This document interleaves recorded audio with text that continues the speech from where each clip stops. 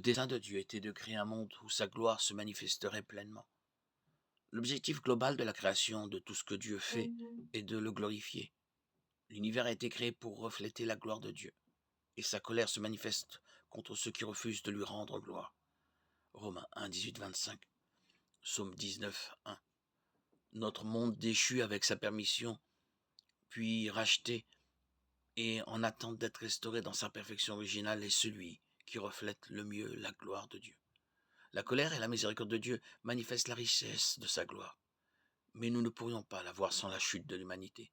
Nous n'aurions jamais connu sa grâce si nous n'en avions pas eu besoin. Par conséquent, tout le plan de Dieu, y compris la chute, l'élection, l'expiation et la rédemption de l'humanité, contribue à la gloire de Dieu.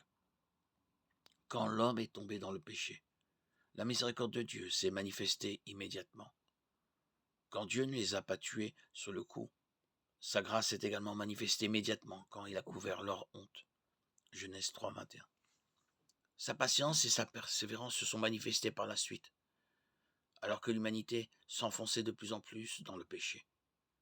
Sa justice et sa colère se sont manifestées par le déluge et sa grâce et sa miséricorde par le salut de Noé et de sa famille. Sa sainte colère et sa justice parfaite se manifesteront à l'avenir quand il vaincra Satan une fois pour toutes. Apocalypse 27, 10.